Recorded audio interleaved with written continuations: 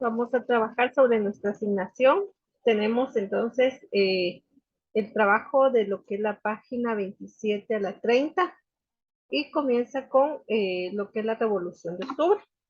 Nosotros habíamos visto cómo después de un momento determinado de la historia, el ser humano, por ejemplo, o guatemalteco, después de haber sido sometido, en este caso con la invasión de los españoles, pues viene a generar otra situación, ¿verdad? Estableciendo pues una distinción entre los poderes, entre esa pugna que se generaba, de la cual surge entonces una revolución, y a esta se le va a llamar la Revolución del 44, que se estableció el 20 de octubre. Entonces acá nos establece, dice, en 1944 los sectores urbanos como estudiantes, profesionales, universitarios, militares, jóvenes, comerciantes y trabajadores llevaron a cabo jornadas de protesta y luchas que obligaron a Jorge Ubico a renunciar a la presidencia. Si nosotros recordamos, cuando vinieron los españoles, ellos vinieron a desarrollar la encomienda, a desarrollar los jornaleros, a desarrollar e imponer, por ejemplo, situaciones de trabajo forzado, esclavitud, entre otros. Surge después una nueva pugna, ¿verdad? Entre conservadores y los criollos. Se establece entonces una situación distinta, ¿verdad? Marcando que ya hay un presidente, ya se instaura como tal el país en república, pero en este caso siguen prevaleciendo los mismos problemas. Dice, dejando en su lugar a otro militar, a Federico Ponce Bair, que asesinó, dice, y reprimió durante 100 días hasta que fue derrocado por el movimiento del 20 de octubre de 1944. Y esa fecha todavía se conmemora cada 20 de octubre, ¿verdad? El Día de la Revolución. Iniciándose así, dice, la Revolución de Octubre. Este periodo revolucionario duró 10 años, conocido como los 10 años de primavera. Cuando se establecen los 100 días anteriores, fueron los más reprimidos para la población, ¿verdad? En general, no solamente en los indígenas, sino en todos, porque ellos lo único que querían, ¿verdad?, era mantenerse dentro del poder. Dentro de estos 10 años, como ya lo habíamos hablado anteriormente, tratan de buscar o establecer situaciones distintas, dejando atrás, ¿verdad?, esa represión que se tenía, esa esclavitud, ese trabajo forzado, esa situación de maltrato hacia el ser humano, pero de igual forma se establece, ¿verdad?, que solamente eran gobiernos en turno que se podían establecer. Sobre ello, entonces, es como nosotros continuamos avanzando sobre la información. Dice, seguidamente se hizo una elección popular quedando como presidente el licenciado Juan José Arevalo Bermejo, que fue sustituido en 1950 por también el revolucionario coronel Jacobo Arbenz. Estos personajes son muy destacados porque hacen ciertos cambios dentro de lo que es el gobierno, pero también como tal, ¿verdad? Yo siempre les he explicado a ustedes que lamentablemente la situación se establece que en algún momento pues todo el gobierno en turno pues va adquiriendo, ¿verdad?, la parte que le corresponde. Nadie se va sin las manos vacías, todo mundo, ¿verdad?, llena sus bolsillos, y ese es el problema que ha surgido durante la historia. ¿A qué vinieron los españoles? A robar, a saquear, a matar y a enriquecerse ellos. Luego de ellos dejan a los criollos, ¿verdad? Los hijos de los españoles. ¿Qué hacen ellos? Sometimiento nuevamente a la población indígena. Pasan los criollos ahora en el poder y llegan los conservadores, ¿verdad? Otra vez a enriquecerse. Entonces todo esto ha sido una lucha. Hoy en día nosotros podemos observar esa situación, ¿verdad? Cada presidente, pues lamentablemente no ha generado ninguna situación en beneficio de la sociedad, sino solo en el enriquecimiento propio. Dentro de esta historia, entonces dice, se hace una elección en donde queda Juan José Arevalo Bermejo, pero después es sustituido también por el coronel Jacobo Arbenz Guzmán. Las intenciones, dice, de estos gobiernos revolucionarios eran transformar Guatemala, pero no solamente transformarlo en forma generalizada, de hacer cambios esporádicos, sino ellos querían instaurar un sistema político un sistema cultural y social en donde todos estuvieran involucrados. Con ellos se tuvo un avance porque en este caso se dictan algunas leyes y medidas para poder avanzar. Y gracias a ello se construye, dice, una red de hospitales dentro de los cuales destaca el Hospital Roosevelt, que es el Hospital Nacional, ¿verdad?, en Ciudad Capital, que es uno de los, pues, de las instituciones más grandes que nosotros tenemos. También otro elemento, la creación del Seguro Social, que en sus siglas nosotros lo habíamos conocido o hemos escuchado, ¿verdad?, como IX, que es para el tratamiento de las enfermedades y padecimientos de los trabajadores del Estado y de la iniciativa privada.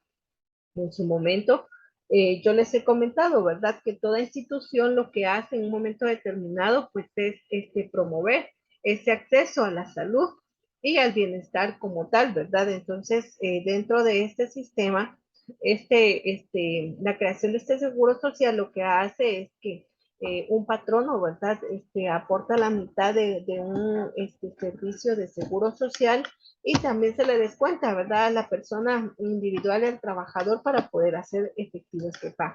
Así cuando la persona se enferma, ¿verdad?, pues puede hacer uso, ¿verdad?, entre comillas, uso de lo que es el seguro social. Yo lo dejo así entre esas comillas porque muchas veces las personas, ¿verdad?, que necesitan consultas, necesitan algún laboratorio, examen, y lamentablemente, ¿verdad?, siempre es pospuesto en esta situación. El tercer punto dice que es la publicación y promoción del Código de Trabajo. Esto sí ha sido algo relevante, importante para la nación, porque cuando se crea el Código de Trabajo, pues se establecen, ¿verdad?, derechos para los trabajadores y obligaciones para los patronos. Y esto es indispensable.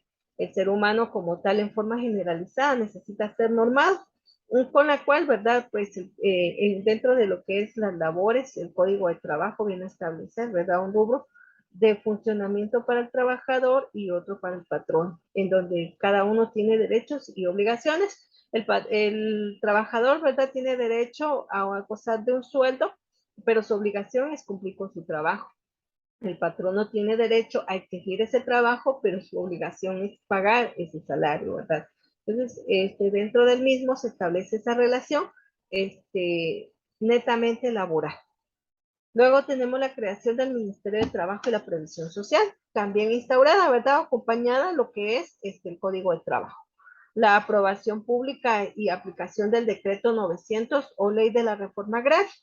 Yo siempre les dije la vez anterior, ¿verdad?, que lamentablemente las reformas agrarias pues no han sido del todo beneficiosas. Qué bueno hubiera sido que con estas reformas agrarias, ¿verdad?, porque han sido varias, hubieran beneficiado a la población más vulnerable.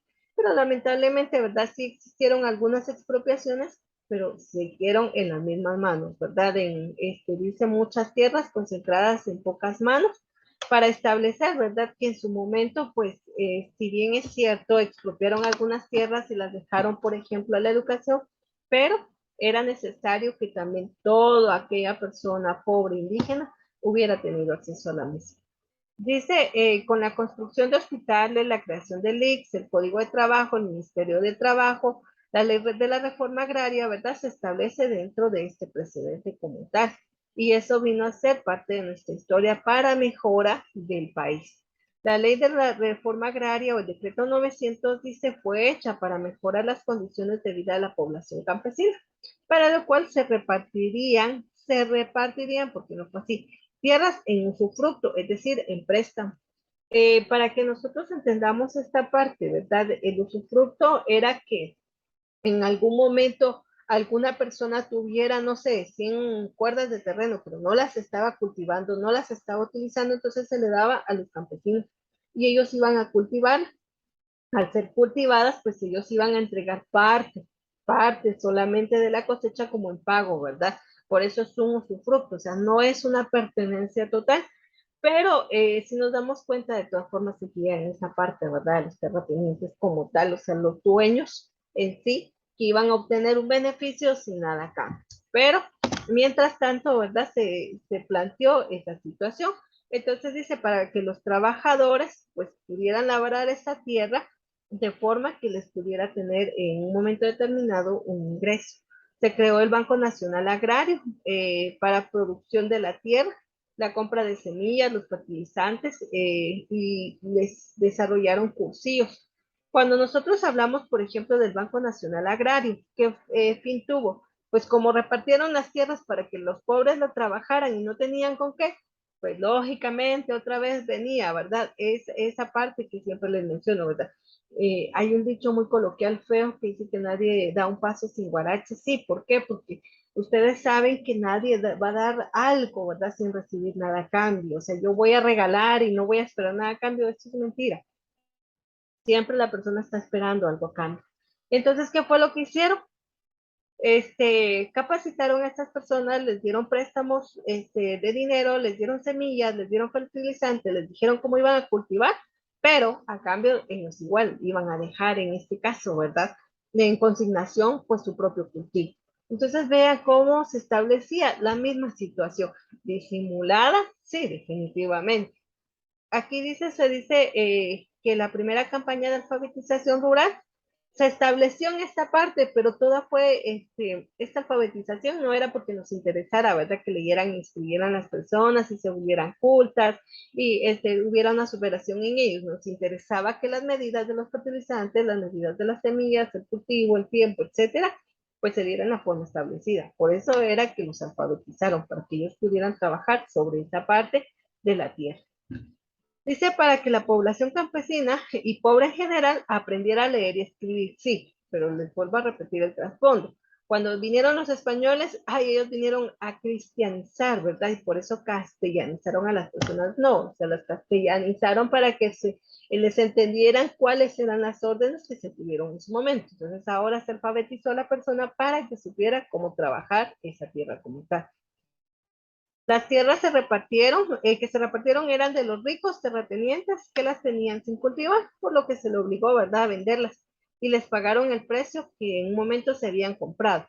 Eso también queda, ¿verdad?, en la ambigüedad, porque en realidad quienes las compraron otros ricos para disimular que se las estaban dando en usufructo a los campesinos, pero al final se lo cambiaron de manos igual.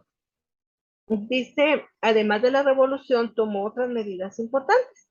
La construcción de una red de carreteras donde destaca la actual carretera del Atlántico hasta lo que da a Puerto Varas, para hacerle frente al alto costo del transporte del ferrocarril.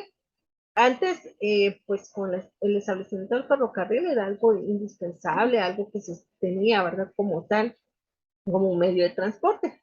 Pero también otro fuerte fue lo que era el área marítima, pero no bastaba con esta situación. Entonces también crearon, ¿verdad?, algunos otros puentes para establecer esas carreteras que pudieran ser, ¿verdad?, los medios de acceso.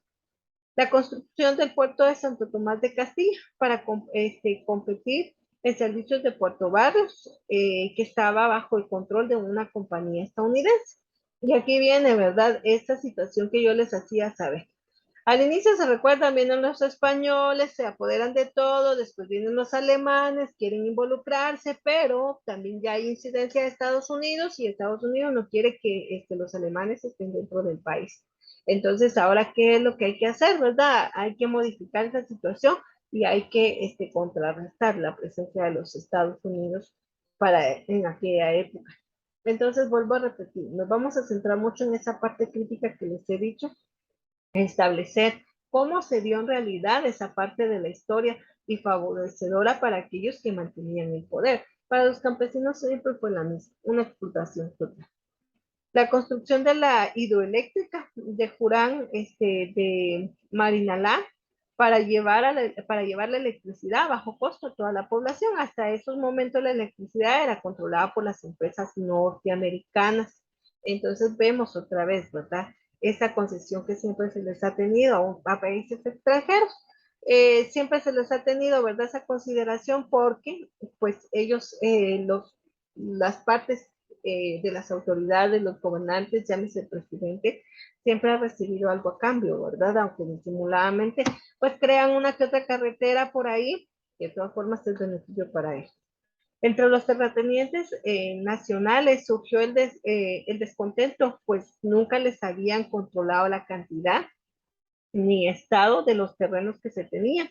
Y aún con el gobierno revolucionario, igual, ¿verdad? Les había pagado, pero en este caso lo hizo a base del precio declarado de los mismos, generalmente que declaraban el costo. Recuerden que siempre se ha establecido que una propiedad tiene un precio, pero entre menor precio tiene, ya menos impuesto va a cancelar. Entonces, lógicamente, o sea, todo es algo malo, ¿verdad? Algo turbio. Entonces ellos al declarar el costo mínimo, pues ese costo fue el que se le pagó a estas personas. La producción agrícola aumentó, pues los terratenientes se apresuraron a cultivar aquellas tierras que tenían ociosas, es decir, no solo no las quisieron dar, ¿verdad? Sino mejor las pusieron a cultivar porque no las iban a perder. Entonces, cuando decimos ocioso es que no se tenía cultivo, ¿verdad? Pero en este caso, con el problema que estaba surgiendo, pues tenía que cambiar, ¿verdad? Esa parte. Tenemos también, dice que para que no fueran expropiadas, eso fue lo que crearon, ¿verdad? La gran mayoría rechazó la medida de expropiación, acusando al gobierno de tomar medidas comunistas. Y se empezó a crear, ¿verdad?, un dilema muy grande y feo, en donde se empezó a señalar a los gobernantes de que ellos querían apoderarse y ser dueños de todo. Entonces empezaron a decirle a la población, ¿verdad?, ideas erróneas de que es un comunismo. Entonces ahí comienza esa situación y empiezan hasta los líderes religiosos. No perdamos de vista que los líderes religiosos, los iniciales vinieron con los españoles y entonces empiezan a decir que los comunistas son enemigos de Dios. Vean, si usted busca el término comunista en el diccionario como tal, o sea, no viene nada a contradecir o contrariar la ley de Dios con lo que ellos hicieron creer a las personas. Y como nosotros estamos hablando de personas, ¿verdad? Que en su momento pues no tenían mucho conocimiento, se dejaron envolver en esa parte, ¿verdad? Del comunismo, supuestamente. Otros sectores que se opuso a las medidas revolucionarias fue la Iglesia Católica. ¿Por qué se opuso a la Iglesia Católica? Porque ellos también fueron expropiados en su momento. Y ya les voy a dar un claro ejemplo. Ustedes posiblemente conocen sobre él. Dice que al igual que los terratenientes, lanzó una campaña en el campo contra el comunismo, diciendo a los campesinos que el sistema comunista obligaba a compartir todo, hasta las esposas e hijas, y además que no creían en Dios. O sea, totalmente rotundo, falso, ¿verdad? Pero ¿qué pasó? Porque también a las iglesias se les expropió. Y el claro ejemplo que nosotros podemos tener aquí en Quetzaltenango es que el Instituto Normal para Balones de Occidente, en sus siglas conocemos como INBO, era un monasterio. Ese era de unos sacerdotes. Y el Instituto Normal para Señoritas de Occidente era un convento. Era también, ¿verdad?, un centro de religiosas como tal. Entonces, vean, no les convenía en un momento determinado. Más sin embargo, se hicieron estas expropiaciones, perdón, que en su momento, pues algunas de ellas fueron trasladadas al sector educativo. Aún así, los campesinos de manera organizada presentaron gran cantidad de solicitudes de tierra y se sumaron a las organizaciones campesinas que en aquel entonces, ¿verdad?, se estaban creando. En este caso, los comités agrarios locales, fueron más de 25,000 familias las beneficiadas por esta reforma agraria. Eso no es, pero ni siquiera un punto, dijera estadístico, ¿verdad?, de la población como tal.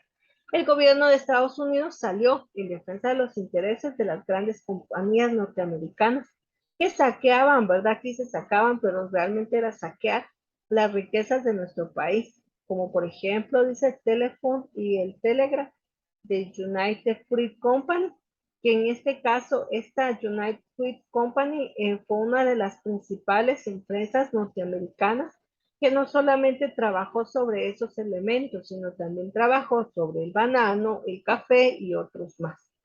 Empezaron a decir que era peligroso que el gobierno revolucionario tomara medidas comunistas, porque al final iba a afectar la estabilidad pública de toda la región. Entonces, ¿verdad? Como a nadie les gusta, ¿verdad?, que nos estén quitando lo que tenemos, entonces empezamos, ¿verdad?, a decir mentiras, a hacer engaños para ver quién cae, ¿verdad? Los grandes terratenientes y el gobierno de Estados Unidos trataron de aislar al gobierno revolucionario, acusándolo Internacionalmente, hasta en 1554, lanzan la invasión mercenaria pagada por el Departamento de los de Estados Unidos Norteamérica, organizaciones de Central de Inteligencia en América. El director de ese entonces era Foster Dulles, hermano del dueño de nuevamente, de la United Fruit Company, ¿verdad? En este caso, pues, estaban afectando los intereses económicos de su hermano, ¿verdad? Entonces había que ver cómo se hacía para velar por ellos. También dice, dentro de los mismos, Carlos Castillo Armas, del mal llamado Movimiento de Liberación Nacional, que en su momento, ¿verdad? Se establece nuevamente que ellos lo que querían era pues definitivamente aportar al país, establecer situaciones de mejora. Eso solamente era porque ellos estaban siendo dañados, no por otra situación. Y aquí la imagen es muy representativa y puntual a lo que establece. En su momento, ¿verdad? Toda la población campesina pues fue maltratada nuevamente, ¿verdad? Agredida, violentada en todos los niveles, y por eso es que nosotros mantenemos, ¿verdad? Esa situación. Pero dentro de los mismos, nosotros vamos a establecer que estas situaciones que nosotros estamos hablando vinieron a afectar hasta hoy en día. Nosotros hemos visto cómo, por ejemplo, muchas empresas de otros países se han instaurado en el nuestro, supuestamente generando un mayor desarrollo, que en realidad lo único que hacen es saquear toda la riqueza del país, dejándonos más empobrecidos y con la situación en alza, ¿verdad? Porque hoy en día usted sabe que puede utilizar usted energía eléctrica, pero en su momento, ¿verdad? Sabe que va a ser pagada en un alto costo. ¿Por qué? Porque ya no es una empresa nacional. Hoy en día tienes un servicio de telefonía, ¿verdad? Que prácticamente es algo de un monopolio, porque en este caso, ¿verdad? Vamos a decir que son dos compañías las que realmente existen en Guatemala, que sería Claro y Tigo, y después las otras que han querido sobresalir, pero han sido minimizadas. Entonces, ¿qué es lo que pasa, verdad? Que se convierte al final todo en un monopolio y está estableciéndose algo privativo, de lo cual a nosotros nos viene a afectar como sociedad. Todo eso se ha establecido en muchas situaciones. Por lo tanto, es importante, necesario que conozcamos la historia en su momento. He aquí esa parte esencial de la que nosotros estamos estableciendo cuando trabajamos, por ejemplo, en el curso de sociales como tal. Dijimos al inicio que la ciencia social lo que hace es explicar, describir todos los acontecimientos, hechos pasados y los históricos en un momento determinado, todo aquello que sobresalta dentro de nuestra historia para establecer, ¿verdad? Pues lo que hoy en día vivimos y que todos esos problemas de analfabetismo, de pobreza, desnutrición, falta de acceso a la salud, acceso a la economía, una estabilidad, por ejemplo, en tenencia de tierra, pues se viene arrastrando desde hace muchos años, no es hasta ahora que nosotros padezcamos de esta situación. Muy bien. Entonces, vamos a dejar hasta aquí el tema, pues cualquier duda que pueda surgir la vamos a comentar durante el resto de la clase.